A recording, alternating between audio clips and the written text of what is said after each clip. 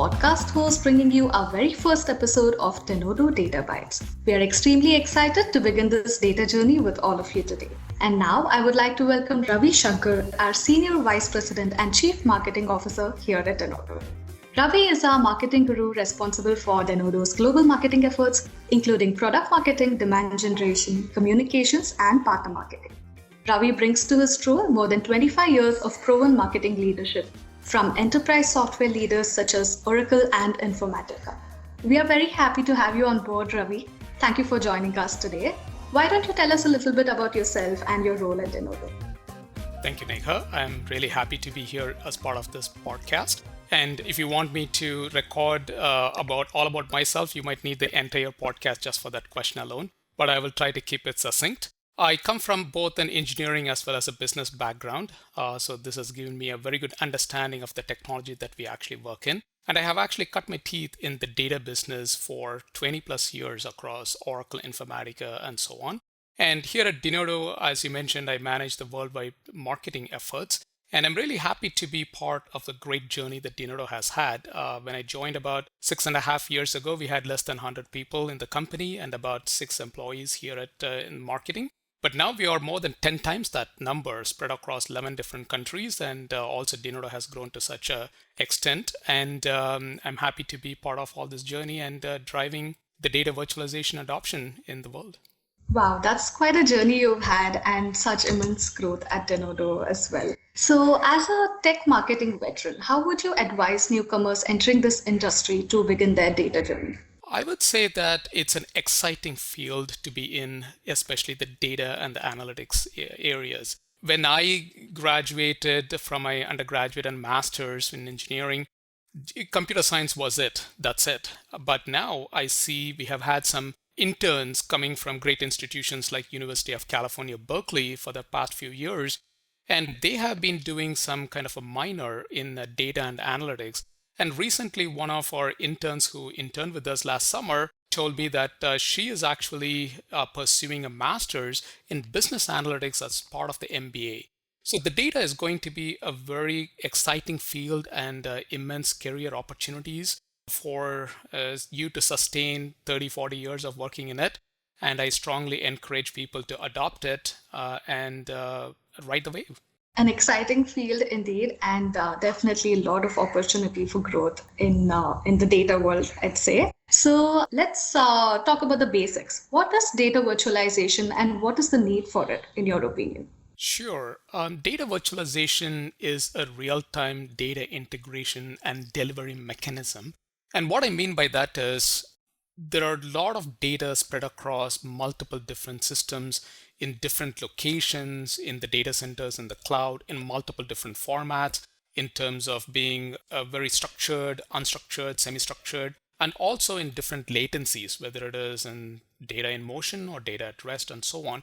And many organizations, especially big companies like our customers, struggle to find a unified view of that information and deliver it to the business users in real time in a fashion that meets their time needs. And quite often, without the data virtualization, they have been using other legacy data integration technologies to bring together the data, replicating that into a different source, trying to curate it, format it to the business user needs, and then delivering it. All this takes time, costs more, and requires an army of engineers to do it. Data virtualization does all this without having to replicate the data. So it is much more faster, it's cheaper, and it does it in a fraction of the time and the resources that legacy data integration tools take. Wow, it's great to know that data virtualization provides faster time to data for business users. So when did this concept of data virtualization begin and how did cloud modernization come into the picture? Sure. Data virtualization is as old as the data integration itself. So it began about 20 years ago. That's when Denodo basically started in the business purely with the data virtualization. And it was to overcome the challenges that the traditional data integration, such as ETL or extract transform load, were used predominantly for loading the data into data warehouses. And they had a lot of shortcomings that I explained before. And if you look at the Gartner hype cycle, they have different hype cycles. The one for the data management you would see data virtualization is all the way at the right end of that hype cycle, which means it's a very stable technology that has reached the plateau of stabilization within the Gartner hype cycle and the plateau of productivity. And that means the technology is being used by thousands of different customers. It has been tested and it actually works really well. Now, the cloud modernization effort basically started about, I would say, about 7, 8 years ago. So we have had customers as old as that using that to migrate their legacy data from old on-premise stores to the cloud. And data virtualization has very much been part of that particular journey. And I'll be happy to talk about some of the customer use cases. Definitely, Ravi. So I didn't realize that data virtualization has been around for such a long time and is a very stable technology too. And Denodo was one of the pioneering companies, if I can say so. Can you share a customer story about cloud migration using data virtualization, how it has solved some business problems for them? Sure.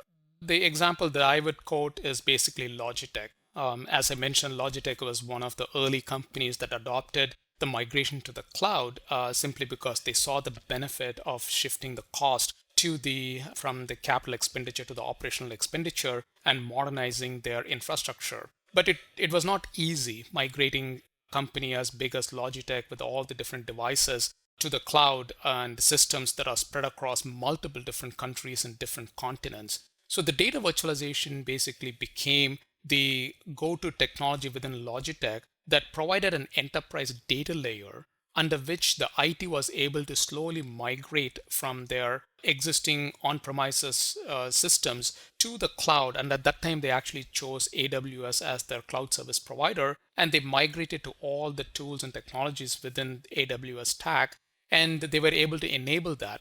And data virtualization provided the cover for the business users to be able to continue using the data from these different applications, even as these migrations were going on without having any downtime.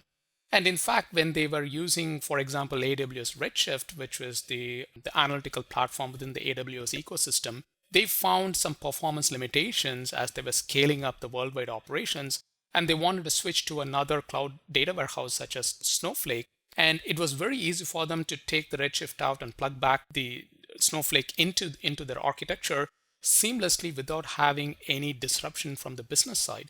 So the data virtualization provided that cover for the IT teams to be able to make these migrations in a very flexible manner and protecting the business users from consuming the data at the same time.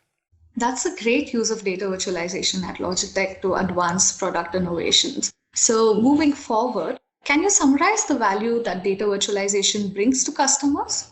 Sure. The example that I mentioned with Logitech, without mentioning the name, it is a data abstraction. So think about data virtualization as a middle or intermediary technology that decouples the underlying sources from the business consumers. So the data abstraction is a very powerful concept that I have not seen with any other technology in my 30 plus years being in the technology industry. And this is very crucial for many business teams as well as for the IT teams, because the business teams would like to move faster, whereas the IT teams take time to actually migrate, because technology migration is not an easy chore. So what happens in this case is that there's a big disconnect between the two teams, and the business users end up having to wait as the technology teams upgrade their infrastructure. But the data virtualization enables the business users, like in the Logitech's case, to be able to continue using the data for their business operations while the IT is migrating under the covers to any modern technology that they want without any business disruption. So that is a key value that data virtualization brings. The other ones are obviously the real-time effect.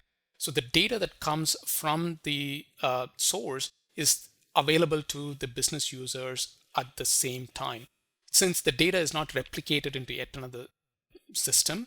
So as the data is created through the business operations at the source, the business users, whether it is at the call center or analytics users, are able to see the data fresh. So that's a big advantage as well. Wow, I've heard about data abstraction before, but I didn't realize that data virtualization is the only technology that can enable it. So that's really great. And what are some areas for us to further delve into if we want to understand the scope of data virtualization?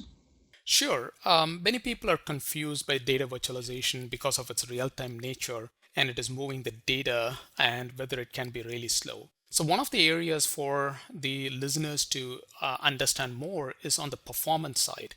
So usually the sources from where the data come from could be resident in the millions or billions of rows of data. And data virtualization doesn't lift all of the data. It actually tries to run the queries, tries to optimize the information, and bring back just the results to the business consumers. And it is like I always use this analogy: if you have asking for a glass of water, and you can bring the entire pitcher, and you can give the person a cup of water, but or the other hand, you can just go to wherever the pitcher is, pick up the cup of water and then just transport it. It'll be faster to transport the cup of water rather than the entire pitcher itself. So that way, like, data virtualization is like bringing the water in just a cup. So it moves only the minimal data that is actually required by the business users by reducing all the data that it lifts from the sources. And that way it is able to transport it much faster. So that's one area that the listeners should basically become more familiar. The other area I would talk about more recently is in the artificial intelligence and the machine learning areas. Data integration and especially data virtualization is being automated to a great extent using AI and ML. So this actually provides a great benefit for you, one, to get the data as quickly as possible without having to do a lot of the manual work. So a lot of it is automated. And also it comes in the form of recommendations. With the sea of data out there, it is hard to know what data where and how to kind of bring them all together. And by using these intelligent algorithms, the data virtualization and Denodo especially can actually provide that in form of recommendations to the users. So that way they know how to work with the data and make the most use of it. Thanks for sharing that, Ravi. It was really good to know about everything data virtualization today. And now it's time for a quick question and answer round. So let's get started. So what has been your favorite job that you've held? Oh, okay. All right. That's a tricky question. Hope my boss is hearing this question. So I would have to say it's Denodo. Great. That's really good. And tell me about the one most influential person in your life and how they impacted you. Oh, okay. As you might have heard saying that behind every successful man is a woman. So probably it's my wife and her constant nagging. At some point I have to give up and get up and do the work. So that's probably the impact that I see.